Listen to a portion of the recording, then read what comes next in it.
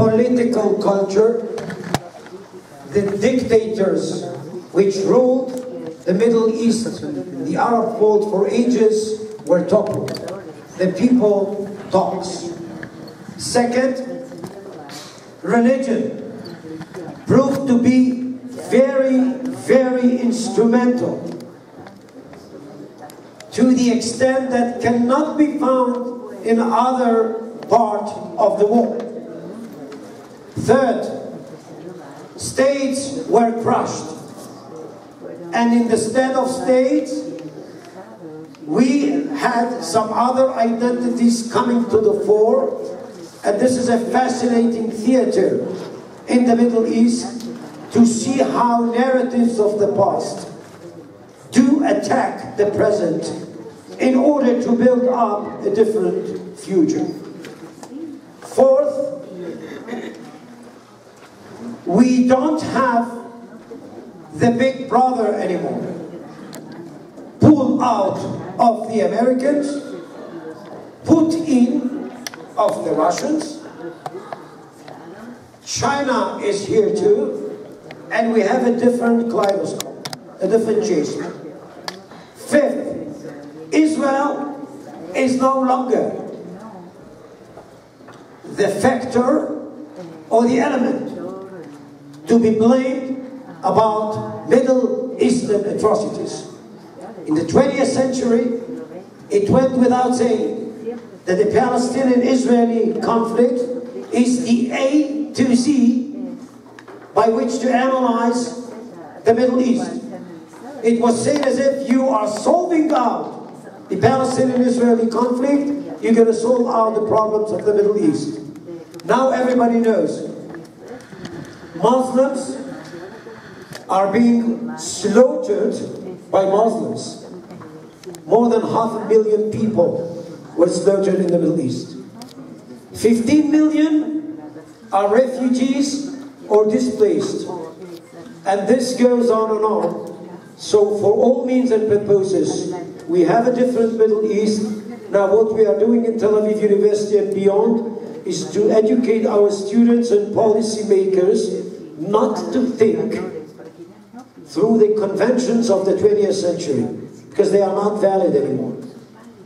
So we have to come up with a fresh agenda, set of tools, insights, and to change our mode of thinking. So it is definitely a new Middle East. Thank you, Dr. Rabi.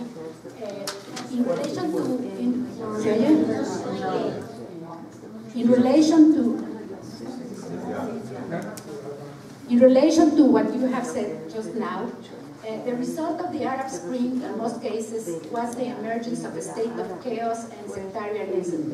Do you think that only the reinstallation of new hard dictatorships can stabilize them? Or do you think that fragmentation of territories according to sectarian identities will be the future of those Arab nation states? Great, another great question. Restoration of dictators won't help because the people are not the same anymore.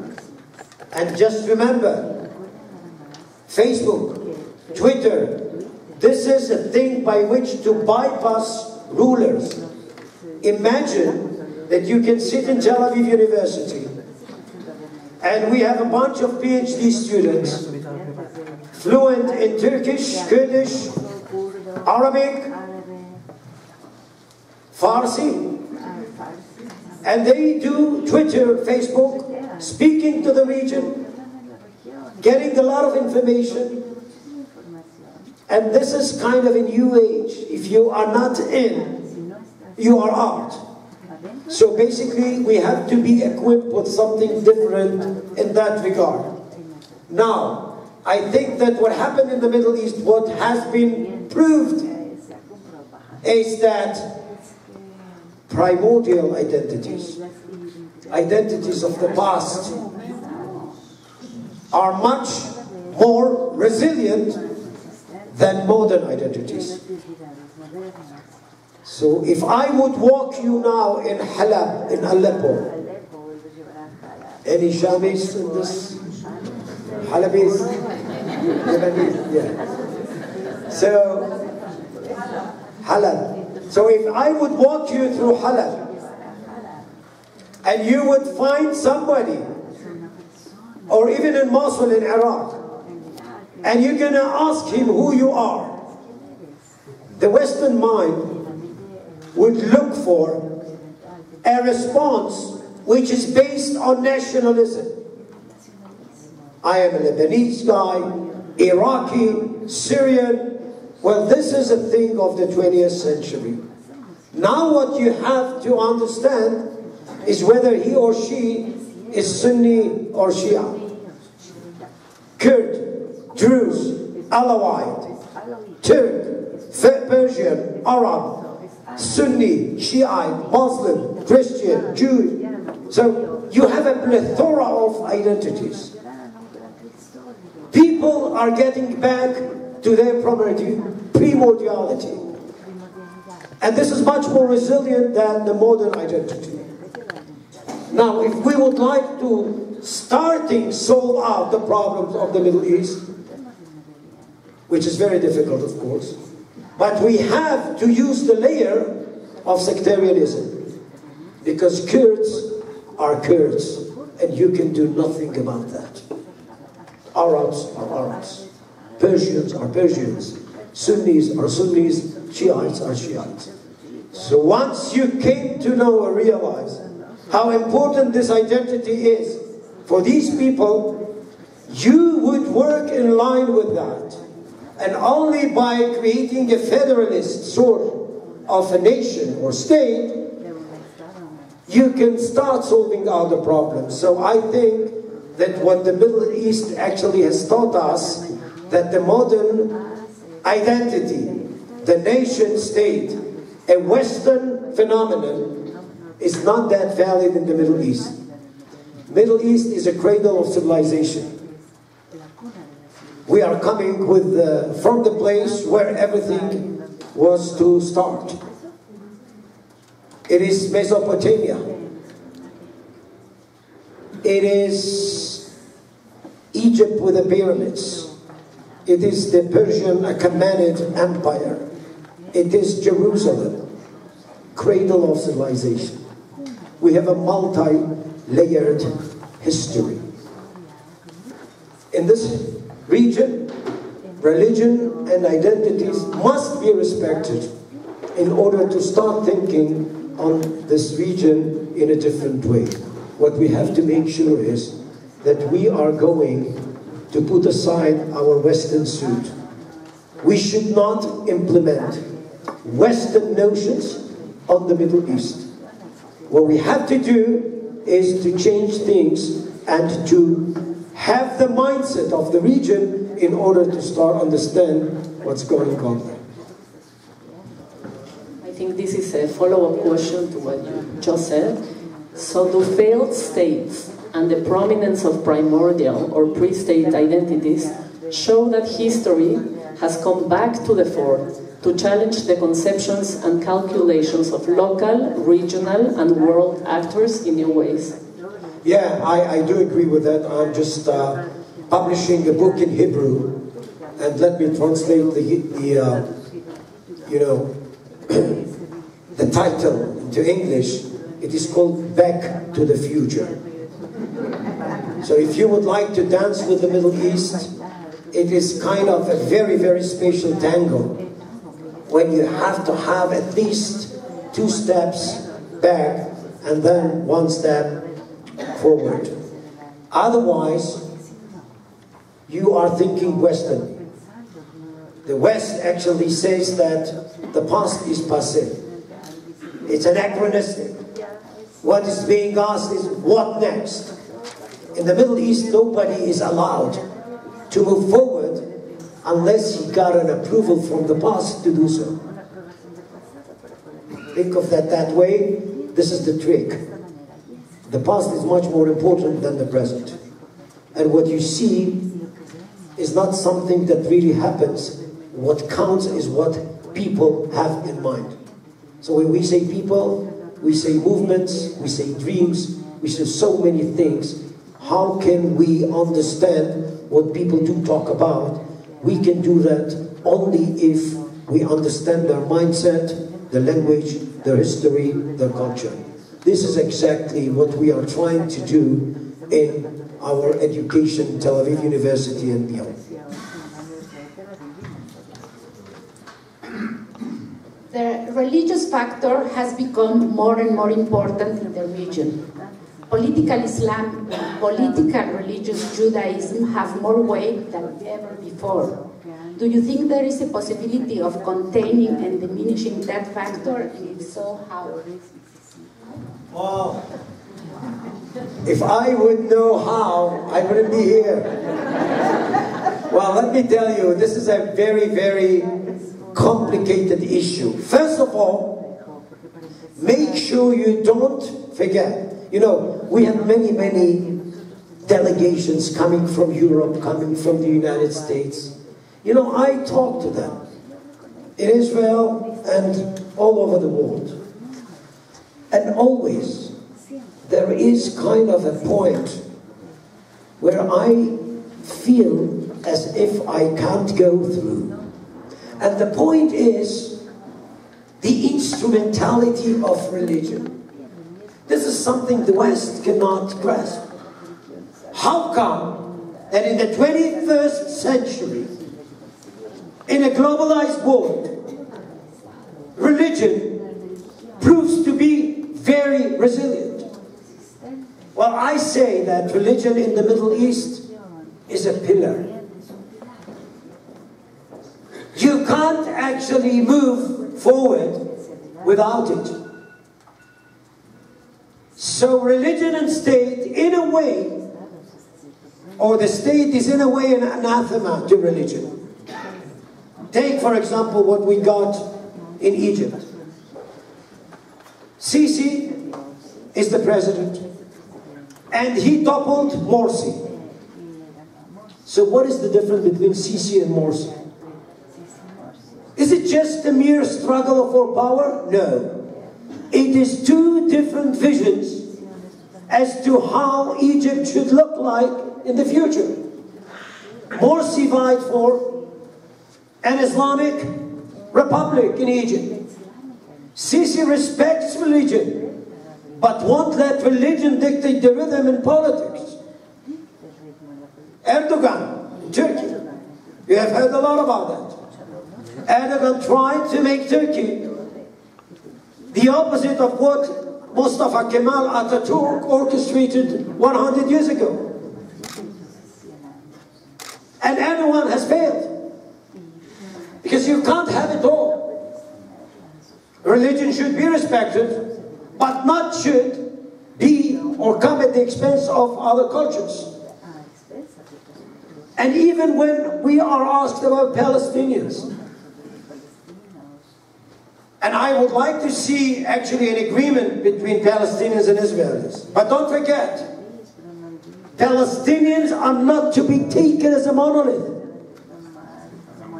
West Bank is ruled by the secular Palestinians, Mahmoud Abbas or Abu Mazen. Gaza is ruled by Hamas. So both are Palestinians. Why do they fight each other? Where is the bone of contention? Here, once again, we should say it loud and clear. The bone of contention is that when there is Palestine, if and when, what sort of Palestine you would like to have? An Islamic Palestine or a secular Palestine? Now, in the West, this is a theoretical discussion. In the Middle East, it tears up societies. Palestinians versus Palestinians, Egyptians versus Egyptians, Turks versus Turks, on this notion. Not to mention ISIS, the Islamic State,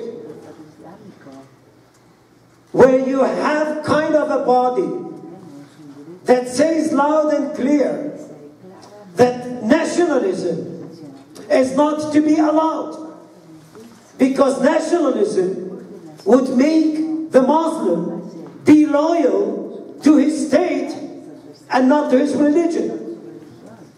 If you come to think why ISIS is so successful in poisoning the mind of so many young Muslims all over the world, it is this, a very typical Middle Eastern question. Who should we be loyal to? Our religion or our nation? And ISIS' notion is pretty clear. The more you are a patriotic guy, the less you are Muslim. The less loyal to Islam you are. So you can't be Syrian, you can't be Palestinian, you can't be Lebanese, because every nation state is kind of a Western concoction that would like to twist your religious identity. Religious versus state. And this is why, actually, many young people in France, in Belgium, in the United States, are being influenced and impacted by that idea. The more French you are, the less Muslim you are. You have to choose. And this is a very typical Middle Eastern thing. I think that religion should be respected, but it also should respect other cultures. I think that what we have to do is live and let live. Respect the otherness of the other. No politician could create that. So what we have to end up with is kind of an educational system that would educate students to respect the otherness of the other. Respect the otherness of the other. Otherwise, this chaotic situation is going to be there, and you can see that in Europe, and you can see that in the United States. And you should ask yourself, how come that people start talking about their primordialism? Why do we talk about refugees, about locals, about Hispanic when it comes to the United States, white, black? Who brought this in? What was to be the factor that brought it in is the globalization. So you can think about ISIS as a very traditional Puritan movement. It is right. The head, the mind, is gleaning items from the 7th century to have a caliphate. But the hands, the body, is a 21st century phenomenon. They do Facebook, they do Twitter, they do everything. So here you get an oxymoron, which is very difficult for Western eye to grasp. And this is why we have this whole new situation in the Middle East, which complicates the situation. Well, now we will pass to the Israeli-Palestinian conflict. Do you think that there is a relation between the paralysis in the Israeli-Palestinian peace process and the regional chaos and instability? Or is that paralysis more a result of a specific dynamic between the political leaderships and societies of both sides? Well, I think that both. So in a way, we have to admit that both leaders in Israel and the Palestinians are not able, are not willing at this stage to come up with, let's say, a two-state solution. By the way, a two-state solution is a slogan which is being gleaned from the 20th century. I am not sure that it is feasible still, but it is a very nice slogan to use in order to leave the impression that you do something. So if you would like actually to say that you are doing something without doing something, you should stick to the notion of two-state solution. Now, let's talk about the opponents of this idea in the Palestinian fold and in the Israeli fold. So I can give you some examples of some Palestinians who happen to be my colleagues and friends. And you have to think of that. Israelis do talk to Palestinians. We have security relationships. We have economic relationships. We do visit each other. So I've been to Ramallah a couple of weeks ago. And this is what I got from some of them. Palestinians. Nobody wants another intifada, because this is very dangerous. Uprising, I mean, intifada. But you know, I heard some people say that why should we bother about having a Palestinian state which would probably become another poor Arab state, maybe a failed state. If you ask me, we would rather have the benefit of the powerful Israeli economy and become citizens of one state solution, so to speak. And you would have the problem of how to handle matters there. Genius. Look at Abu Mazen. He is not using terrorism. What he is trying to do is to go to the corridor of the UN and have to